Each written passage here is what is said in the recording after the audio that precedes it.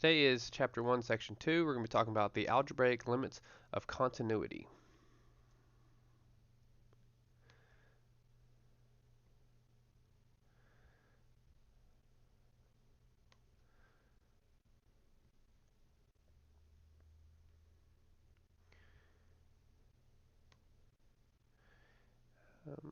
Yeah, well, let's actually just go over this page instead of snipping the whole thing.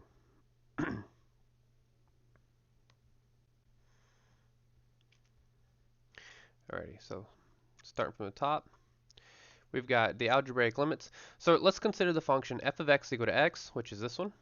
Alright, again, f of x equal to x, we know that's just the identity function. G of x equal to 3, which is just a horizontal line at 3. And then capital F of x is equal to x plus 3. And we know that is just a linear equation, right? The y-intercept's at 3. We go up 3 with a slope of 1, up 1 over 1. So it's just this diagonal line here, right? So suppose that we are interested in, let's scroll this down. Alrighty. So suppose that we're interested to find the limits of f of x, g of x, and capital F of x as x approaches 2. In section 1.1, we learned that numerical and graphical techniques that can be used to show that the limit of f of x as x approaches 2 is 2.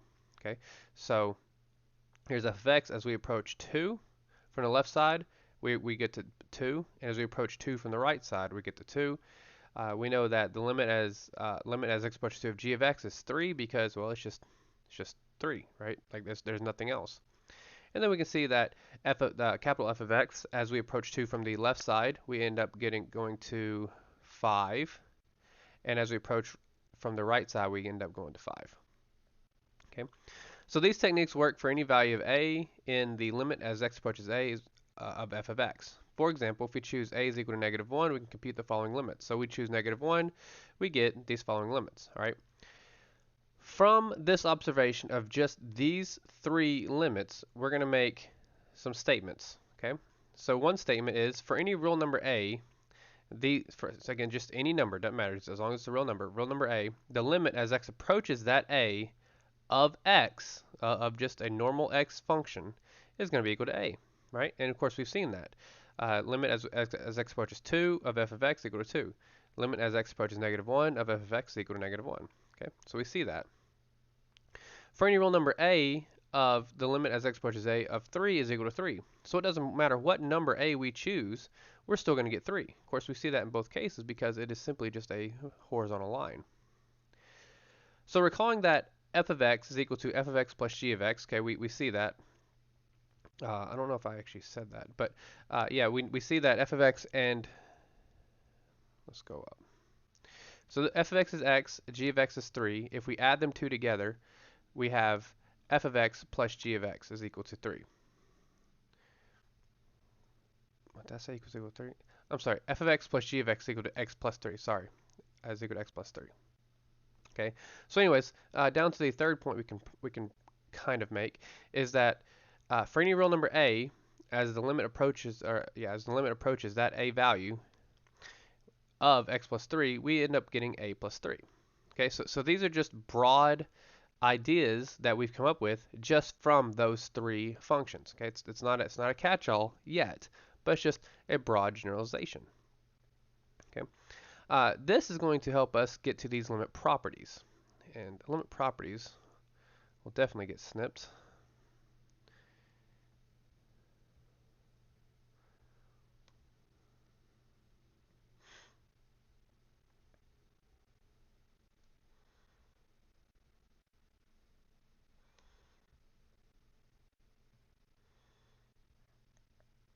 Okay, so these have to be memorized. Okay, but the memorization of these is kind of like memorizing, again, putting together a peanut butter and jelly sandwich. You don't necessarily have to memorize every step. You just kind of know. Okay, so what do I mean by that? You just kind of know. So let's just look at limit property number 1. Okay, well, first of all, we're going to define. So if the limit as x approaches a of f of x equal to L, okay, so L is one limit, and then the limit as x approaches a of g of x, a totally different function, is equal to m. So my limits are L and m, and c is any constant, then we have the following limit properties. So these are the 6 limit properties that I think are common sense, right? So let's just see. So the limit of a constant function is the constant function itself. So we saw that earlier with the 3, right? When g of x equal to 3. So it doesn't matter what limit we're going to, it's always going to be that constant. Right? The limit of a power function is the limit of the base raised to that power. Okay? In the case of the power, we must have L, the limit, not equal to 0 if n is negative. And in the case of the root, we must have L greater than or equal to 0 if n is an integer.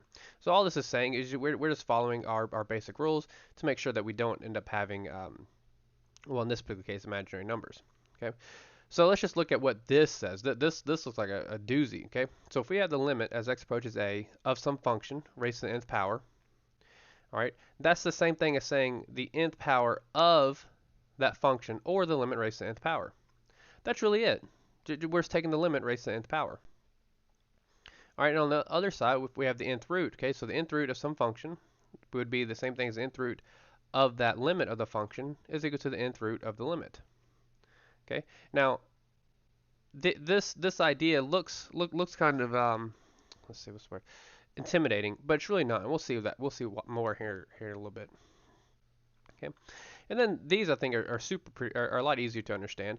It's kind of like if you recall doing the algebra of functions, right? If you have f of x plus g of x, then you have if you have f of x plus g of x, then that's the same thing saying the function of f plus g of x.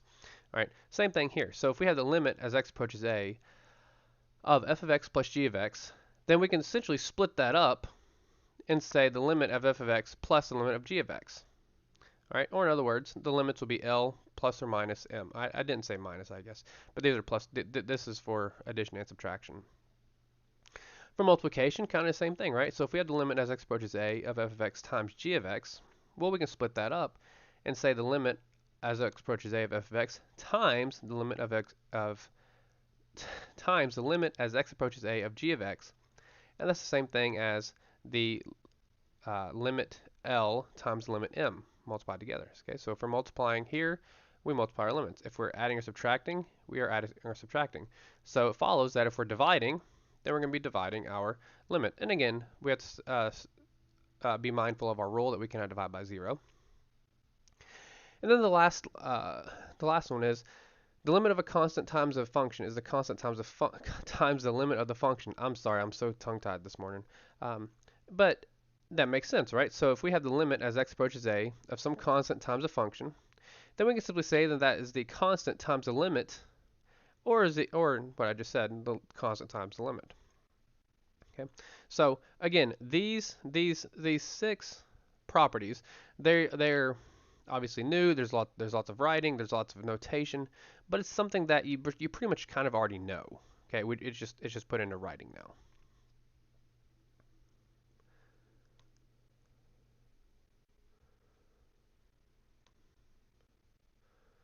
All right, I'm going to actually snip the theorem along with this particular problem. So let's do that real fast.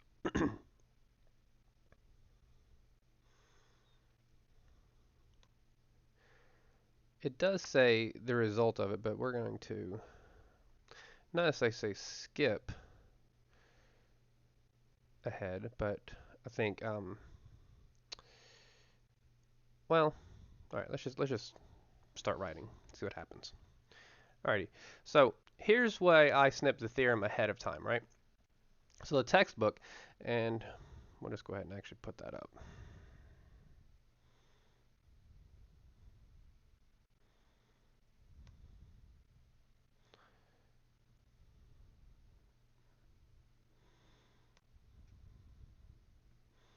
You know what, we'll just, in hindsight, we'll just go in the order that the textbook has it as.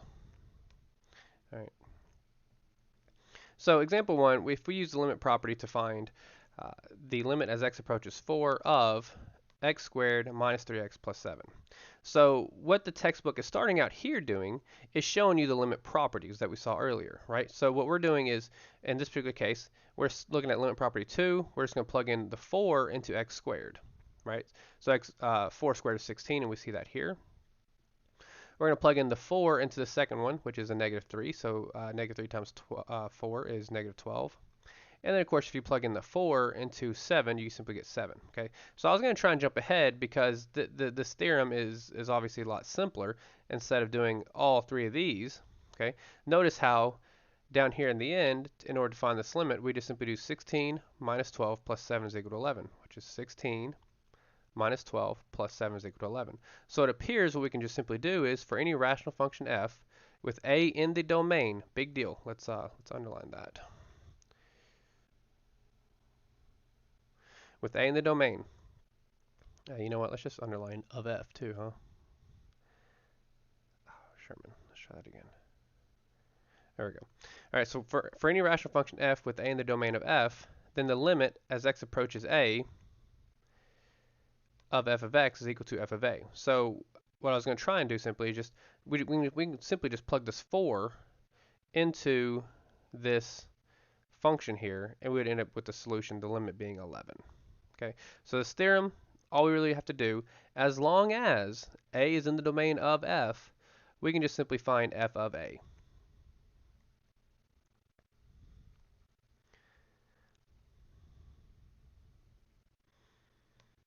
And I bet we can just simply put this over there too. Yeah, we'll just put that over here as well. Okay, so this reads, rational functions include all polynomial functions, which include constant functions and linear functions, and ratios composed of such functions. Okay. Thus, the limit properties allow us to evaluate limits of rational functions for values in a function's domain quickly without tables or graphs as illustrated in the following example. So what we can do here is we can just simply say, okay, so we look and we say, okay, so the 2 is what we're looking for here. And again, a is the number that we're going to in the limit, so 2 is 2 in the domain of this function. Well, this function has a domain of negative infinity to positive infinity, so yeah, of course it does. So all we have to do is simply plug the 2 in for x, right? So 2 to the 4th power is 16 minus 5 times 2 cubed, which is 40, plus 2 squared, which is 4, minus 7. Of course, all that's down here. And we end up seeing that our limit is indeed negative 27. So all we have to do in this particular case is just simply do something we've done plenty of times before and just evaluate the function right here. Just evaluate the function at that perceived limit.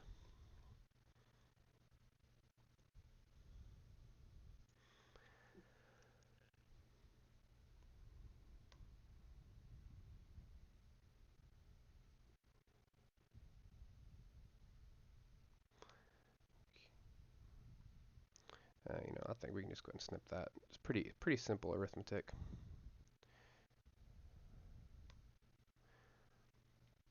Okay, so same thing here. All right, so negative 3 is negative 3 in the domain. Well, what is the domain here? Well, it looks like I cannot use a negative 2, right? Negative 2 looks like it's not in the domain, but we're not evaluating at negative 2, we're evaluating at negative 3. So we're able to do our theorem here. We just simply plug in negative 3. We plug in negative 3 everywhere there's an x, and we end up seeing that our limit is 1/2.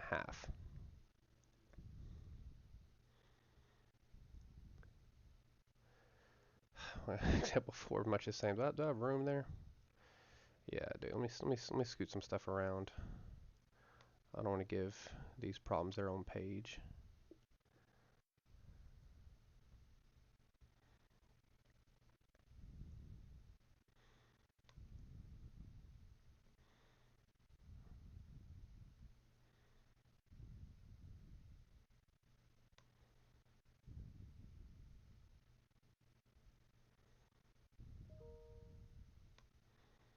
All right, so in this particular example, same thing. We're going to ask ourselves, okay, so is 0 in the domain here, right? Well, it appears that yes, indeed, that 0 is in the domain because we have to be greater than or equal to 0 inside my radical here, right? Well, 0 is indeed greater than or equal to 0, so we're good. So we just plug in 0. Well, the x squared goes to 0, the negative 3x goes to 0, so we just have 2. So we have a square root of 2, and that is indeed just my, excuse me, that is indeed just my limit. Okay.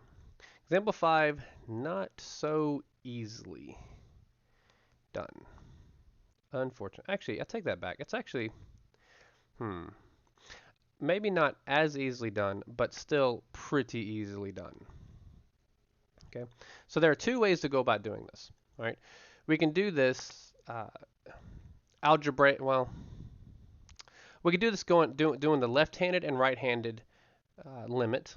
Okay, and so real fast, let's actually go ahead and snip that part because I am in no hurry to do that. And no, I guess we'll just do the graph as well.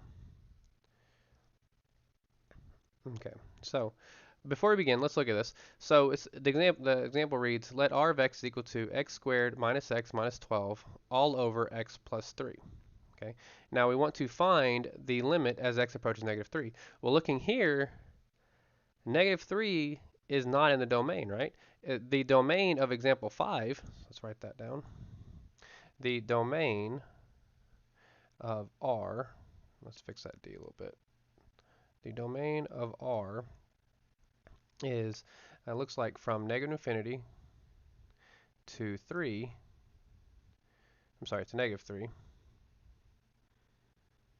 union with negative 3 to infinity. Okay, so that's the domain of R. So we obviously can't do the same procedure that we've done on the first three, or the previous three examples. Okay, we can't just plug in negative 3 because if we plug in negative 3, well, we end up having a 0 in the denominator, and we have to stop. Okay, so instead what we're going to do is we're going to figure out the left-hand limit and the right-hand limit algebraically and graphically. Well, one form of algebra and graphically. So as we approach negative 3, one moment. Alrighty. As we approach negative 3 from the left side, you see that we do indeed approach negative 7. So if we approach negative 3 from the left side, let's put the laser here. We approach negative 3 from the left side, we end up approaching negative 7. Okay. So now if we approach negative 3 from the right side, we also approach negative 7. Looking at this graphically, we see that's true. Algebraically, if we plug in a negative 3.01, I'm sorry, negative 3.1, negative 3.01, negative 3.001, again, we see that we do indeed approach 7. I'm sorry, negative 7. So we could say, and it would not be incorrect, we would say that the limit, that's not a good M, is it? It looks like an N. The limit as x approaches negative 3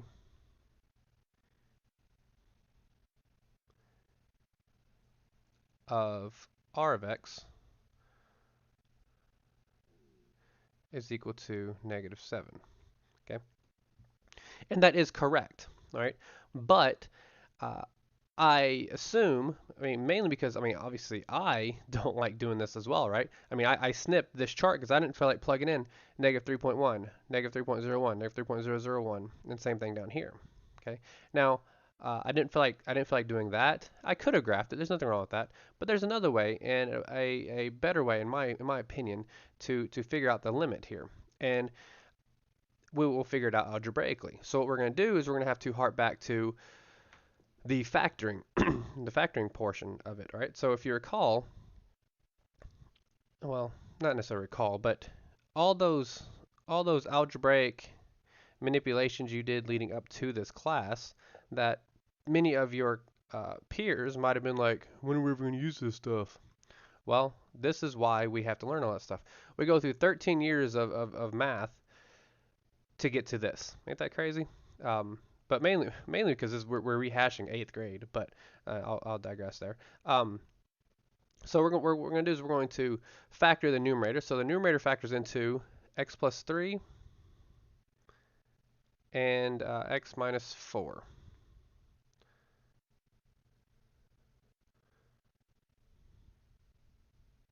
All right, and then we're going to put that all over x plus 3. And now it's very obvious that the x plus 3's cancel. So we're left with an x plus 4. So now what we're going to do is we're going to evaluate this function at x minus 4. So we're going to plug in a negative 3 in for x. Well, negative 3 minus 4 is indeed negative 7, which we see here. Okay, so there are three ways to figure out the limit of a function. The first way is to find the left-hand and right-hand limit by plugging values in. The second way is to do it graphically. And the third way is to do it algebraically, which I think is the best way. and we'll see more of that later on. So that's that. I really need to move that. Let's go move it over here, maybe. I don't know. Okay.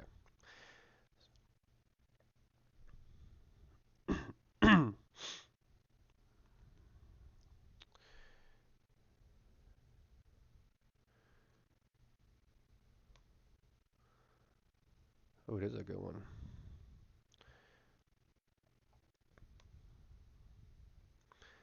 Alrighty, so a common error in determining limits is to assume that all limits can be found by direct evaluation.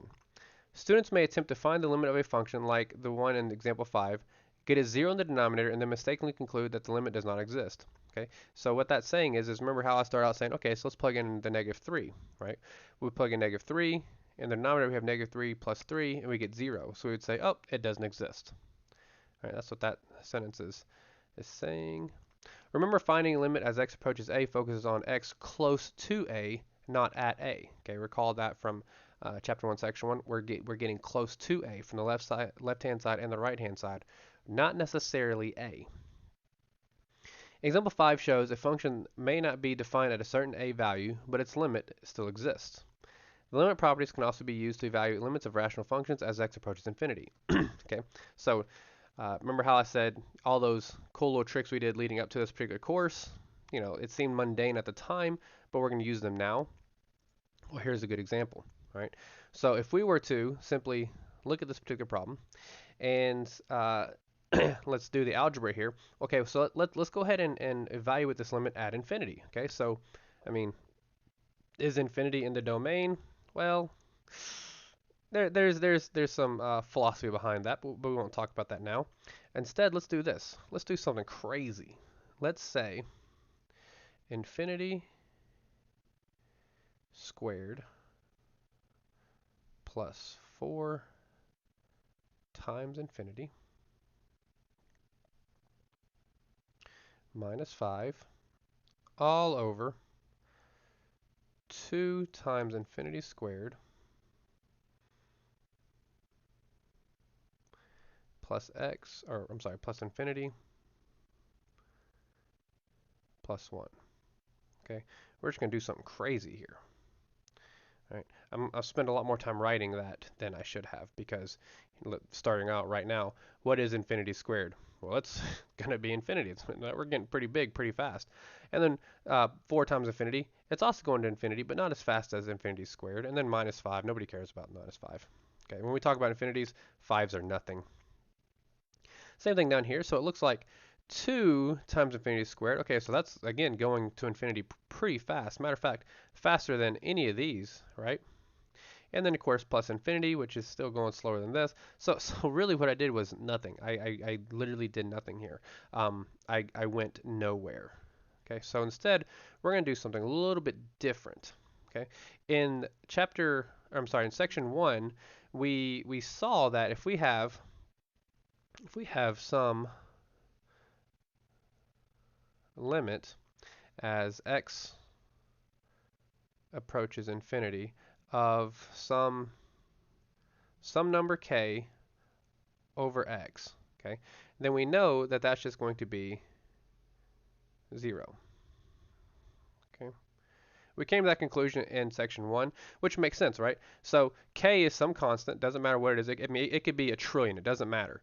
This x going to infinity is going to outpace it so much. So a trillion over infinity is still going to be approaching 1, no matter what.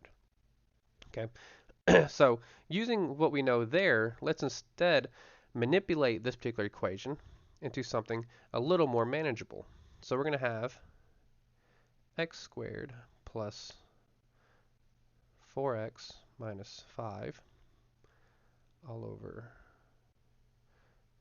2x squared plus x plus 1. Okay, so let's do something a little crazy, and let's multiply this fraction by 1 over x squared.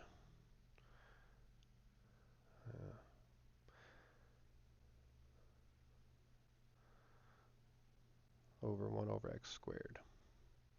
Okay, so what we're doing here is we're multiplying the top by 1 over x squared, and we're multiplying the bottom by 1 over x squared. So again, going back to the algebra courses leading up to this particular course, it's just one of those things that we did ad nauseum, you know, in college algebra or intro to college algebra or something like that.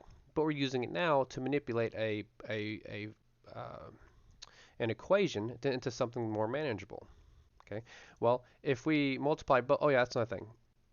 We are multiplying by 1 over x squared times 1 over x squared. We're not changing the value of this fraction here at all, right? Because 1 over x squared is 1 over x squared, which is just simply 1, right? I mean, if I multiply my age by 1 over x squared times 1 over x squared, I'm still 34, okay? So all I'm doing is multiplying by 1. There's nothing new being introduced here.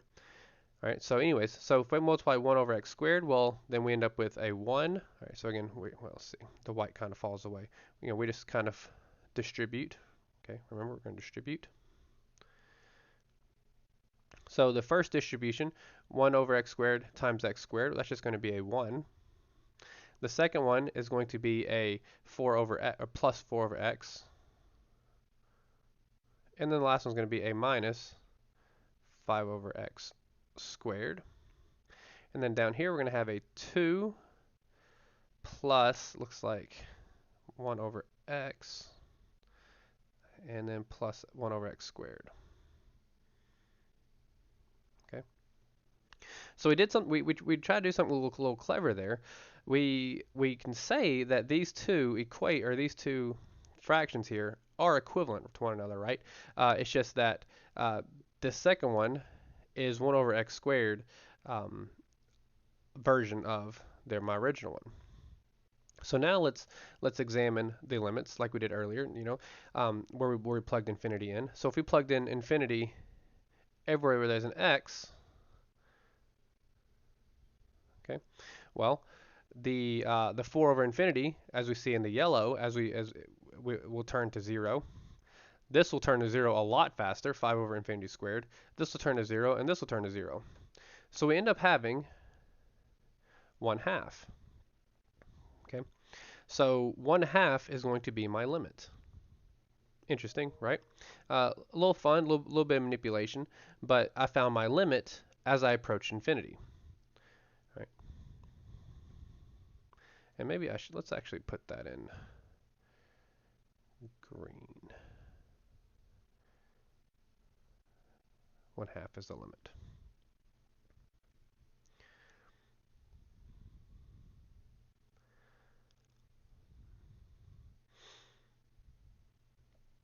Okay, from this, we can conclude, and I guess we'll put,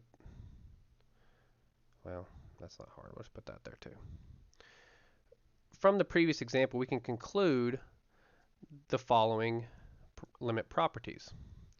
The limit properties can be used to show that if f of x is some polynomial, all right, we have a is the leading coefficient of x raised to the m power, b is the leading coefficient of x raised to the nth power, then the limit as x approaches plus or minus infinity is going to be the fraction a over b, my leading coefficient on the top over my leading coefficient on the bottom, if my exponents are the same.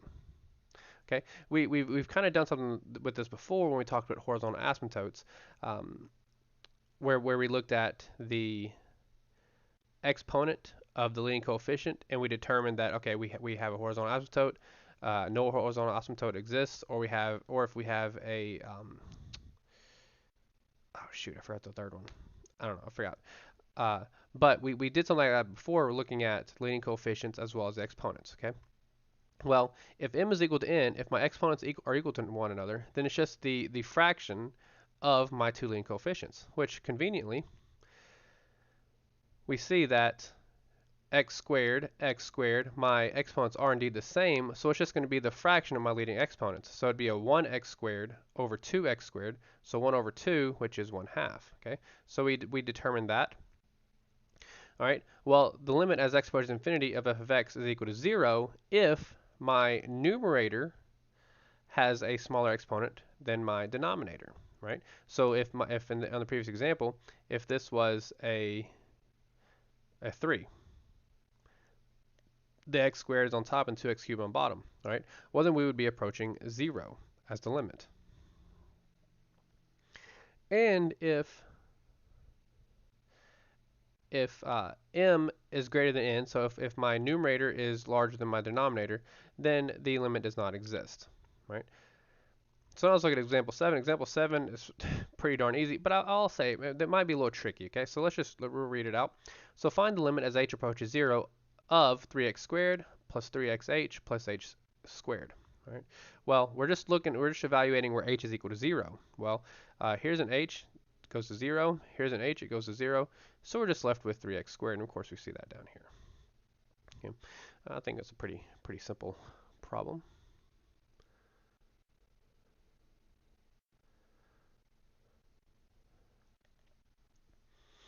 All right, next up we have continuity.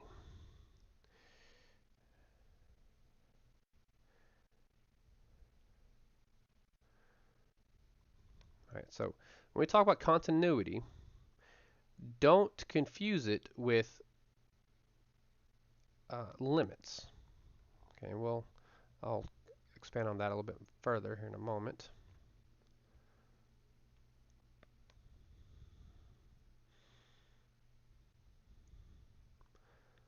Okay.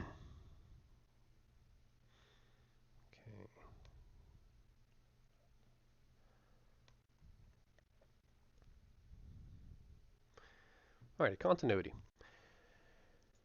So the following are graphs of continuous functions. For now, we will use an intuitive definition of continuity, which we will soon refine. So our intuitive definition, right? It looks like continuity, things are continuous, right? We swoop down and we go up. We go down and then we turn pretty sharply and then we go up. And then this is, just it's a logarithmic function. We know it's continuous, right? It's continuous over the interval from 0 to infinity. The previous two were continuous over the intervals from negative infinity to infinity. Okay, so this is, if we look at this intuitively, we can note that there are no jumps or holes in the graph. We say that a function is continuous over or on some interval of the real number line if its graph can be traced without lifting a pencil off the graph. If there is at any point in an interval where a jump or hole occurs, then we say that the function is not continuous or it's discontinuous over the interval. The functions f, g, and h in the following graphs are examples of functions that are not continuous over the interval negative infinity to infinity. So let's look at f. Well, it's very obvious. I'm shooting down here, and then I have to lift my pencil up and then continue to draw here. Okay, we can see that that is not continuous. All right, and this particular function looks pretty darn continuous, doesn't it? Right? Except right here at x equals 2, we jump up to 5. Right? We have a hole in the graph at x equals 2, and then we jump up to 5. And so we see that it is indeed not continuous there. And of course, the last one, the h, right? It's very obvious that this is not continuous. Okay. In each case, the graph cannot be traced without lifting the pencil off the ground. However, each case represents a different situation. And we kind of went over the situations, so no need to, because I'm pretty sure the textbook, we go back and talk about them. Yeah, that's what each one was. All right, so we're going to define continuity. Okay. So we had our intuitive definition. Now let's look at something a little more rigorous. So a function f is continuous at x equals a if the if f of a exists. So if we can evaluate the function at some a, then it's going to be continuous at a.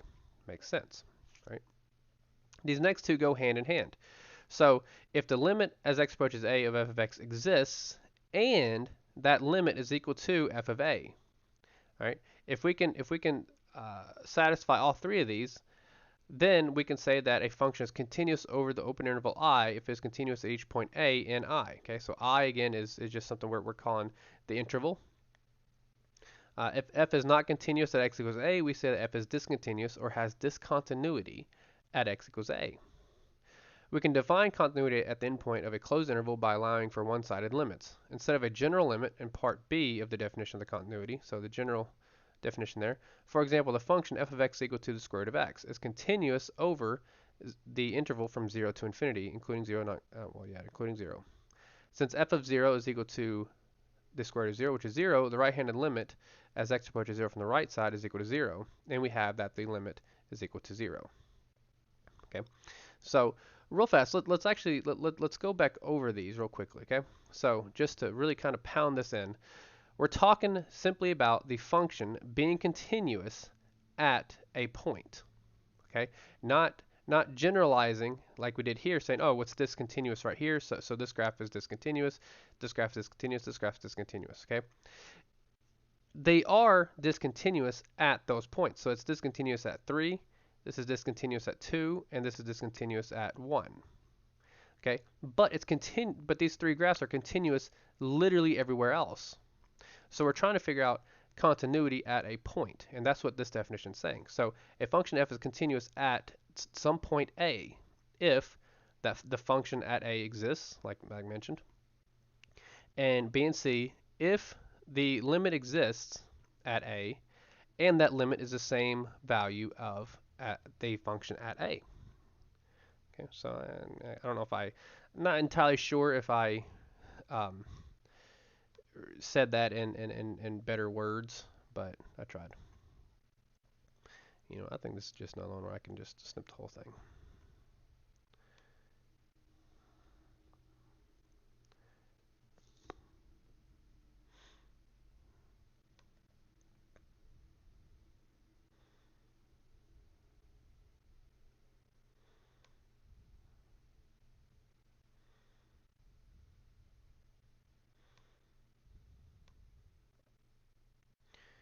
All right, let's actually put the graph on the other side.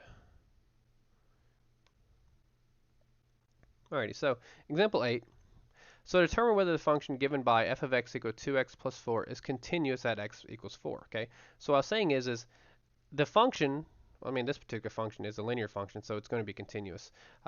But same thing kind of here. But we're going to humor the textbook here. Okay, so we're just looking for continuity at a point. We're not saying is the entire function continuous. We're looking for continuity at a single point. Okay, so criteria 1. Does f of 4 exist? Does the function at where I'm evaluating exist? Okay, well, 2 times 4 is 8, plus 3 is 11. It does indeed exist. Okay, we can see it exists. Does the limit at 4 exist? So if we're closing in from the left side and we're closing from the right side, we do indeed see that the limit does exist, which is 11. Okay, and similarly, or not similarly, and lastly, does the limit as x approaches 4 of my function equal to the function evaluated at my limit? They're both 11. The answer is yes. Okay. Same thing can be said here. But again, if you are familiar with your parent functions, that if you've had me before, where you have your, you know what, never mind. Anyways, so this is a quadratic function. We know that it is indeed continuous from negative infinity to infinity, so we don't have to go through this process. But if we went through the process, we would go A, B, C, and we'd be done. Okay, so that's that.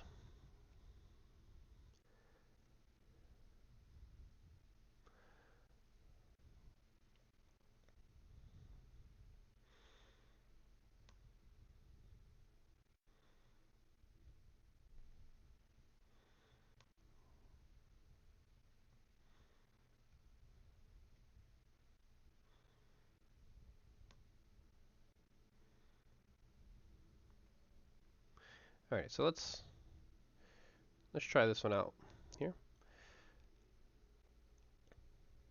So this problem reads, is the function g given by g of x is equal to 1 half x plus 3 for x less than negative 2 and x minus 1 for x greater than or equal to negative 2.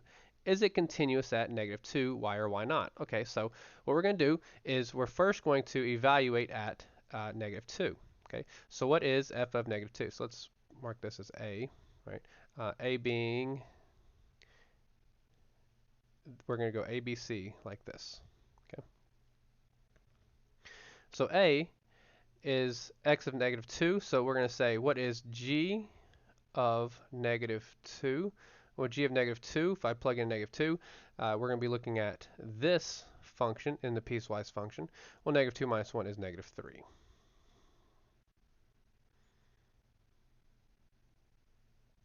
Negative 3.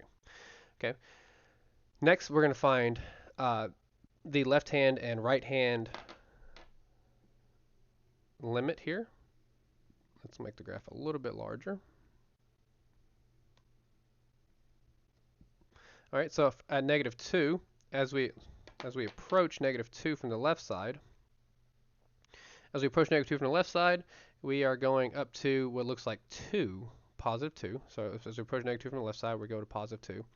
As we approach negative 2 from the right side, we're going down to negative 3. Okay, well, the limit does not exist. Okay, and since the limit does not exist, we're done. We're done. This function is not continuous at negative 2. Right? So B will say that the limit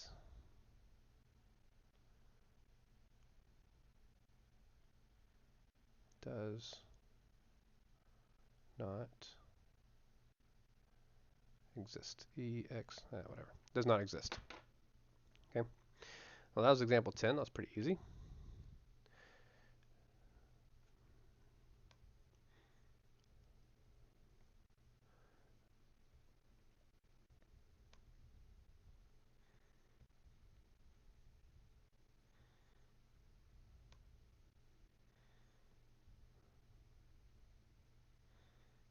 Okay.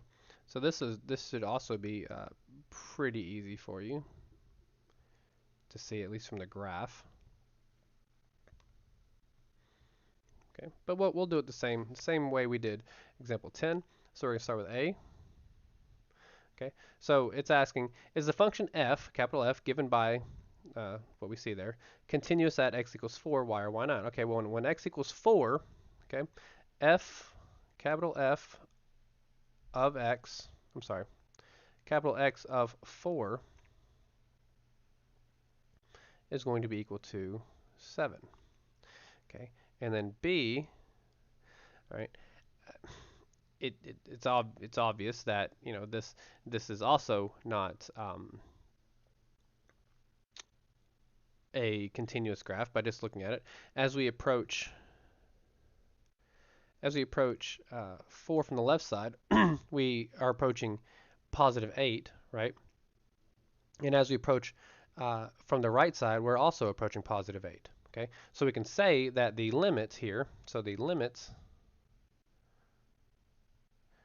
as x approaches 4 of capital F of x is going to be equal to 8. Okay. Now, what C was saying on our list there is it's saying if f of a exists, okay, boom, it does exist. That's good.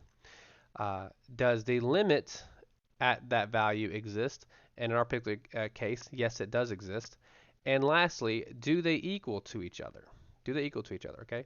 Well, we can see here that we have f of 4. Well, f of 4 is not equal to the limits as x approaches 4 of f of x, right? Because 7 does not equal to 8.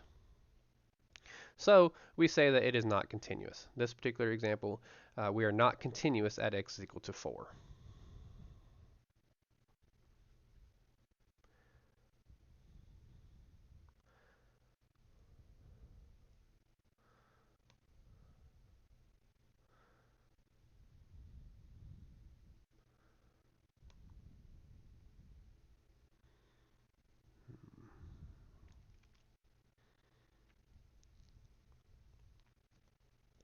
Alrighty, so the limit properties in the theorem on limits of rational functions can be used to show that if f of x and g of x are two arbitrary polynomial functions, then f and g are both continuous. Furthermore, f plus g, f minus g, f times g, and assuming that g of x is not equal to 0, f divided by g are continuous. So assuming that all of those are continuous, we can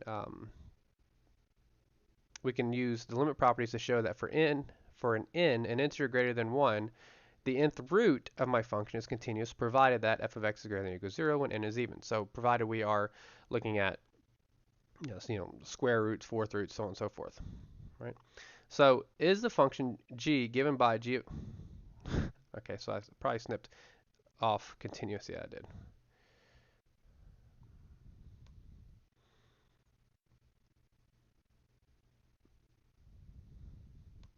Just put that right there, right where it belongs. Okay, so is this function g given by g of x equal to my piecewise function continuous for all x? Okay, so now we're looking for all x's. All right, how do we figure out if we are continuous for every single x? All right, so what we're going to do is we're going to look at each function individually, and then we're going to look at the don't want to say the breakpoint, but the point where we are kind of interchanging functions. Okay, so let me try to reword that better. We're going to first look at negative x plus 3 for x less than or equal to 2. Okay, so looking at this particular function, the negative x, let's try to fix this negative sign. Looks like it's sad. Negative x plus 3. All right, well, negative x plus 3 it's continuous everywhere, right? Not just x less than or equal to 2. So it's continuous everywhere. So that's good. Okay. Next up, we're going to talk about, well, let's put a check mark there. That's good. Next, we're going to say x squared minus 3 for x greater than 2. Okay. Well, again, this is a quadratic function, right? Quadratic functions are continuous everywhere, right? Their domain is negative infinity to infinity. The minus 3 is trivial. It doesn't matter. Okay. So this is also continuous everywhere. Okay. Next, we're going to look at the point in between the two of them. All right. This is where you will find your discontinuity. And let me explain why over here. Let's see. Okay, so I guess that's where we had our piecewise there. Okay, so our first piecewise we started with, right here we know that 1/2 plus x is continuous everywhere. We know that x minus 1 is continuous everywhere. Well, it was wanting us to know what the continuity at x equals -2, which happens to be the midpoint between the two of them, right? Or kind of like the break point between them, right? And of course we see that right there at that break point, the limit does not exist, so therefore we cannot say it's continuous. Okay, and similarly, if this will go away, there we go. Similarly, right here, again, well, I won't say no because we know this is continuous everywhere but at 4, right? Because we plug in a 4, we have a hole in our graph. And we know 7 is just continuous everywhere to begin with, right? So my breakpoint here is at 4, so we evaluated it at 4. So that's what we're doing. That's what we're going to do here, okay? So we're going to evaluate this function at 2, positive 2. So what we're going to do is we're going to say, okay, so A, going back to my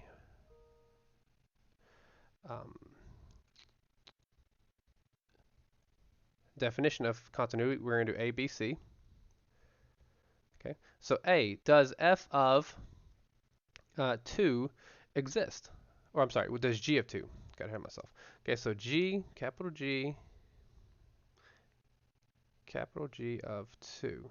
All right, what is capital G of 2? Well, capital G of 2, we're going to be using this function. Okay, and then we have a G of 2, if we plug a 2 in there, we have a -2 plus 3, which is equal to 1.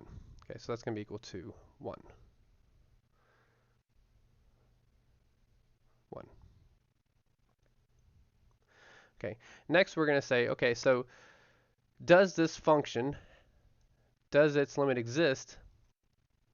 Let's go and write it down. All right, the limits as x approaches 2 of g of x. Okay, so what is the limit as x approaches 2? So let's check this out graphically.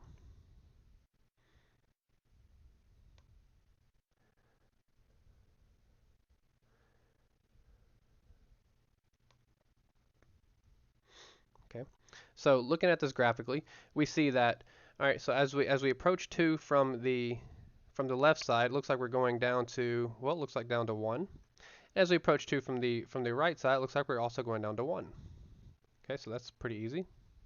All right, well, C, does the function evaluated at x equal to the limit of that x value as it approaches g of x? I'm sorry, as it approaches 2. And so, since 1 is indeed equal to 1, we can say that this particular function is indeed continuous for all x, as we see here. Okay, so what we did was we figured out all the values that are less than 2, we figured out all the values that are greater than 2, and then we figured out what happens at 2, and that's what we did in the yellow. And we see that, yes, indeed, this particular function is continuous. Last stop, a way too easy word problem.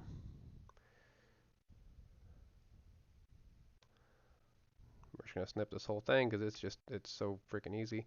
And as a matter of fact, while I'm at it, I'm just going to go ahead and snip the section summary.